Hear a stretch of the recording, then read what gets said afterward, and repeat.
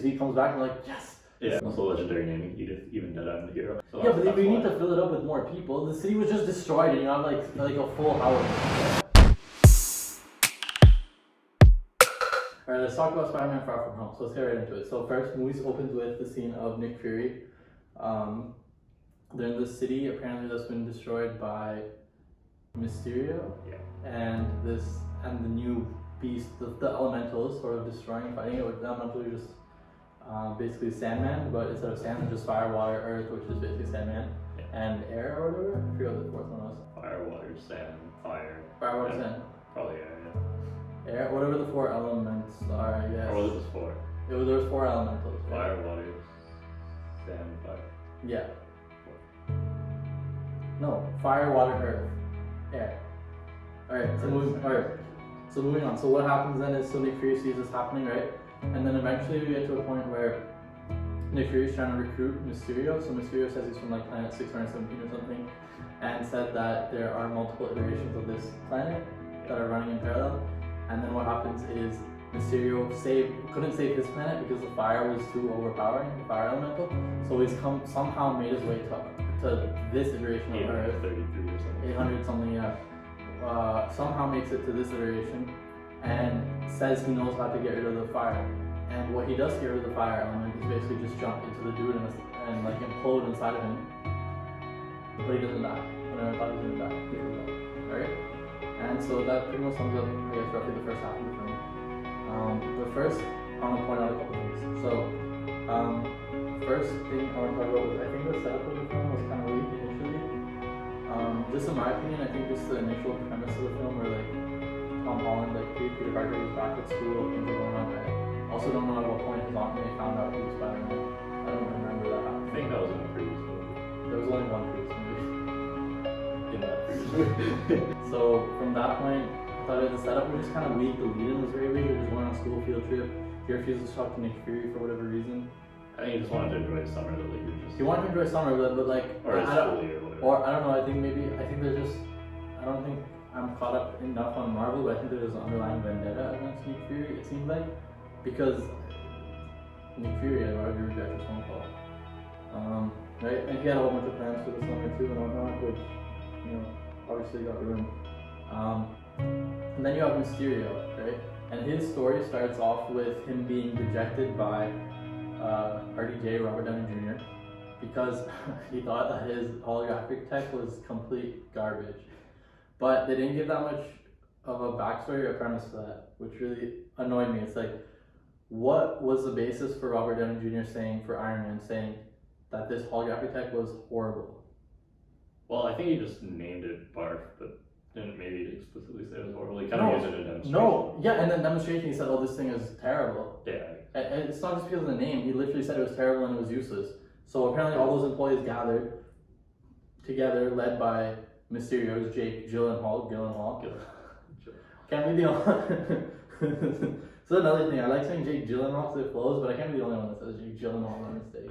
So Jake Gyllenhaal is then okay, right? So then basically what happens is he and all the other employees that were kind of dejected by Tony Stark kind of come together, and Mysterio sort of leading this sort of team, trying to become a superhero to take sort of more control, right? He wants to be like the superhero staple now that the Avengers have been dispersed. Yeah. And not everyone got blipped back. Next thing was, Mysterio basically says he's from this whatever planet, right?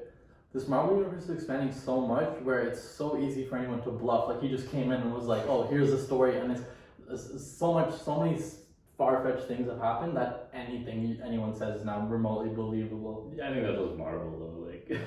Yeah, but like it's such a plot hole, it's so easy to manipulate. That's how he was able to manipulate. There has been a bit of backstory about the multiverse and whatever, and that's what they kind of touched into, but yeah, it was kind of far-fetched. Also, I don't think I just don't think the setup was that great for his introduction either, and like his story wasn't that great either. The other thing was, so there's a point in the story where Tom Holland hands over Edith to Jake Gyllenhaal. They're at a pub, right? And this is after like Tom Holland has lost like belief in himself, and he says, okay, Iron Man's given me this responsibility of Edith. Now I'm just gonna pass it on to you because you're clearly the superhero that's like taking care of everything. Uh, and this was the dumbest thing ever because they're both in their outfits with just their faces exposed. And so it's like anybody, all the commoners in the pub just say nothing, right? And then it's revealed later that that's just a holograph set up by Mysterio. Yeah. But that also makes no sense. Why did you need to use a hologram to fill up that pub when there was already like 30 people in there? That makes no sense. And if they were commoners, then they just know who Peter Parker was. Yeah. That makes absolutely no sense. Right, like they're just plain inside. Well, I guess because it wasn't actually a pub, they just set up their like office or whatever as a holograph of a pub. So Yeah, but if you need to fill it up with more people, the city was just destroyed and you have like a full house, right? Like, was it a full house? I don't remember. yeah, it was because when the holograph came down, there was very little people in the place. It was like full. There were people walking in and around the bartenders, and but that was just his team acting as bartenders, right? no, the holograph died down and like 80% of the people disappeared. Are you sure? Yeah. Okay. Yeah. Should watch that again. Okay. Yeah, that was the dumbest because if he was there, it's like he's completely exposed. Even if he was there in his like night monkey outfit, now everyone knows who night monkey is, and no one's phased by these two people just sitting there. Yeah. Like one dude in like armor and a cape. Also legendary naming, even dead I'm the hero. Even dead I'm the hero, that was great. MJ's Zendaya's nonchalantness of her character, I really like that too. Plays off really nicely. It seems very effortless. Also, Jake Gyllenhaal's acting. Jake Gyllenhaal, his acting. I wanted to touch on. In the beginning, I thought it was very monotone and weak. He didn't have much expression or substance, but then near the end of the film, he got really good. So I'm just saying those parts were probably filmed in the beginning before he was getting into as much character. At the end, it was really good though. I liked the end sequence where he almost shot Spider-Man. Yeah. Nick Fury is revealed to just be one of the shapeshifters from Captain Marvel. Yeah, I think they were introducing Captain Marvel, like those characters. But I just find this Marvel universe getting more dumb and dumber. Like you have Jake Gyllenhaal who just comes in, sets up this story, everyone believes it, and he's on track. Like if Tom Holland had given up on himself, on track to do exactly what he set out to accomplish, right? Yeah. With his barf technology. And then now you have these shapeshifters just taking the form of Nick Fury and doing his job for him.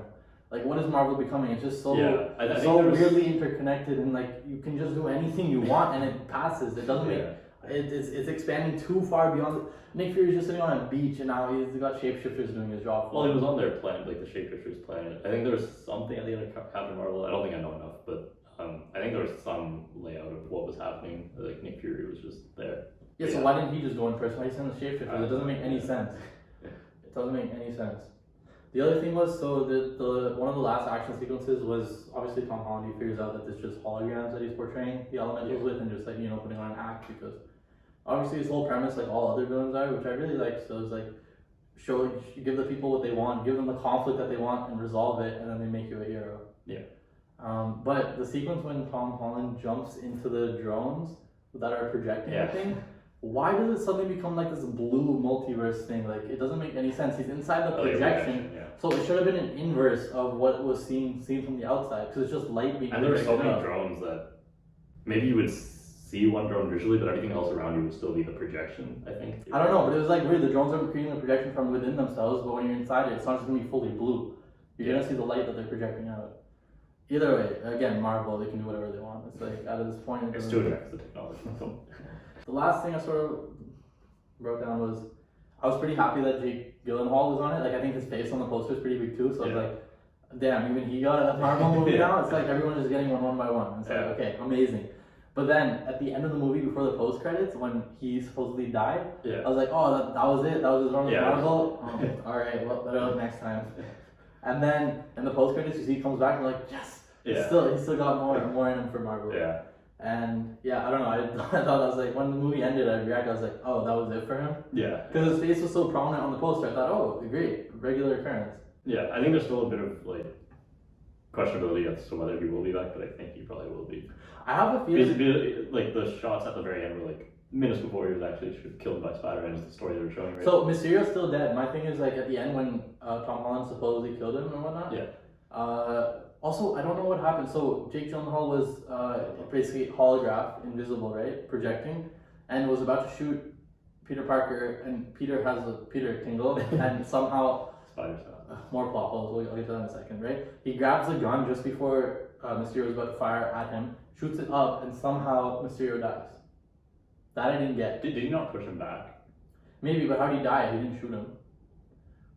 I have a feeling that was another holographic thing. Maybe. So end credit comes up and Jake Gyllenhaal, so we know he's still alive. Two things that lead me to believe that there's might be potential for a independent film on Mysterio.